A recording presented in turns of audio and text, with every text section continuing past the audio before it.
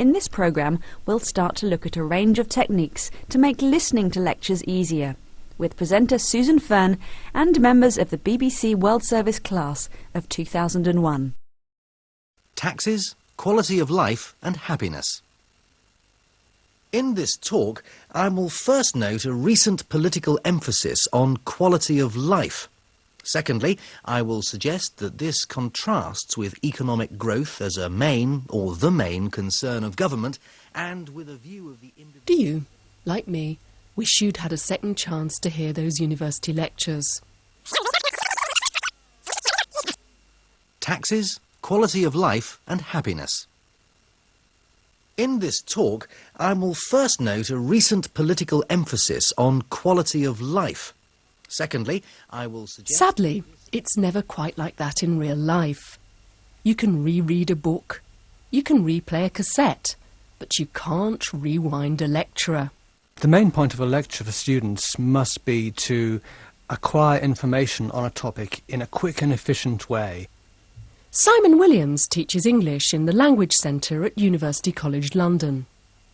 Of course, they could get a photocopy from another student later and not bother to turn up, but it's one way of knowing how the subject is viewed, how it's considered by people in your department, whether it's thought to be rather old-fashioned perhaps, or crucial and very, very modern. So it's seeing where it fits into the whole subject syllabus. Lectures can be important social occasions. They're a chance to meet with the other students on your course. But they're also an important way of getting an overview of your subject or a particular element of your course. This is something you may not be able to achieve through self-study or by reading someone else's notes. University teachers also have specific aims and objectives when they lecture. Simon Williams again.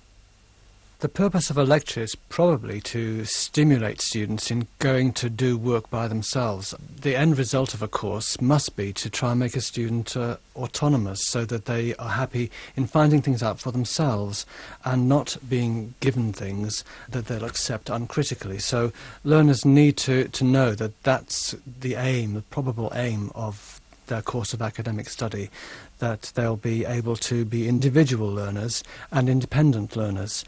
So a lecturer will aim to present perhaps just part of a topic and stimulate the student to want to find out more. And there may be a very good reason to do that if perhaps they've got to do a written assignment on that topic. So that's another reason for paying attention.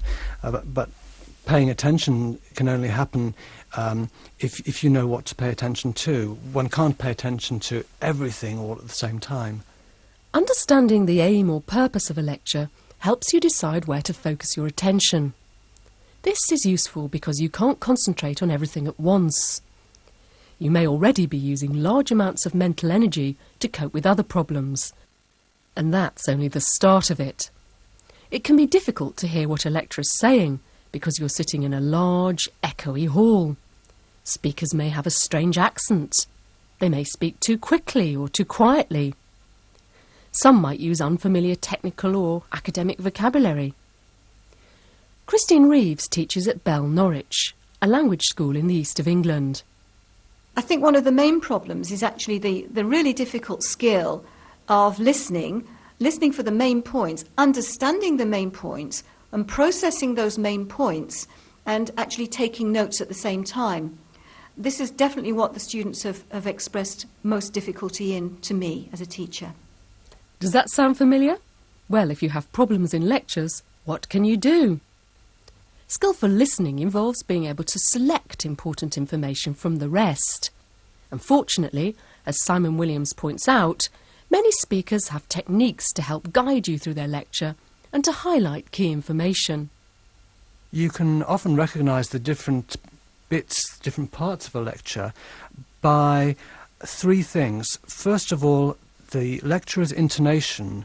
The sound of their voice is going to fall. It's going to get quieter at the end of a topic, rather like my voice is fading and getting quieter now.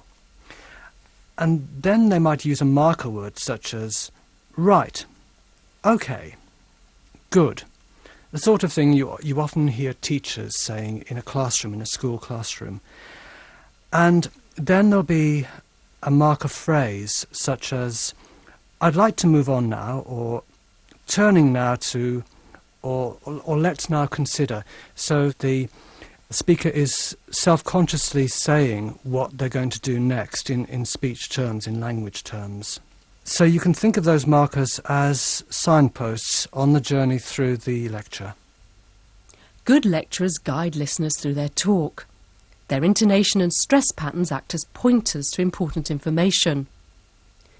Falling intonation helps you know when a speaker's finished one idea or topic and is about to move on to the next, at a higher pitch.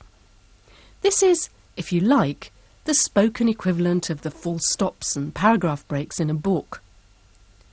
Speakers tend to stress important points by speaking more clearly, perhaps a bit louder, more slowly, and with greater care.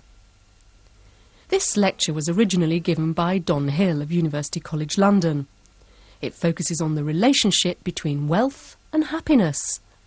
Now, don't worry too much about the specific content of what he's saying. Listen instead to the way he says it. I'd like you to try and spot any signals that guide you through the talk, or help you to identify key points.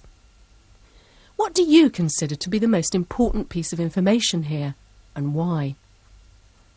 OK, that brings me to the end of that second main part of this little talk on some contrasts with traditional economic views. Right, let's go on to the third part, which I've called What Price Happiness? So I now want to raise some questions about happiness. The effect of the questions will be, I think, to cast further doubt. The speaker has reached the end of section 2 of his talk. His intonation falls, the pitch and music of his voice get lower, and he gets quieter before he introduces the next section. His intonation then rises again. He gets louder and speaks carefully as he highlights what he considers to be an important point. And that's the title of the next section of his lecture. What Price Happiness? Listen again. OK, that brings me to the end of that second main part of this little talk on some contrasts with traditional economic views. Right, let's go on to the third part, which I've called What Price Happiness? So I now want to raise some questions about happiness. The speaker also uses a number of what Simon Williams calls marker phrases, such as, that brings me to the end of the second part of this little talk, and let's go on to the third part. These are like mini announcements or signposts within the lecture. You'll hear more examples of these markers as the lecture continues. The speaker has a number of questions, but what's the most important question he wants to ask? Listen out for clues in his intonation and stress. So I now want to raise some questions about happiness. The effect of the questions will be, I think, to cast further doubt on traditional views of the desirability of uncontrolled economic growth. The first question is this: can we really make a direct link between cash and happiness? We've seen that the traditional economist's view of rational economic man is that he tries... The speaker invites his listeners to focus on this important question. Can we make a direct link between cash and happiness? His intonation, the higher note, the slower speed and careful stress all indicate that we should pay attention to these words. Two marker phrases, so, I now want to raise some questions, and the first question is this, also point us in this direction. And that brings us to the end of today's programme. And these are the 3 key points. Understanding the purpose of a lecture can help students know where to focus attention. Preparation can help students understand the language and content of a lecture. And we've demonstrated ways in which speakers can guide listeners to important information, using intonation, stress and marker phrases.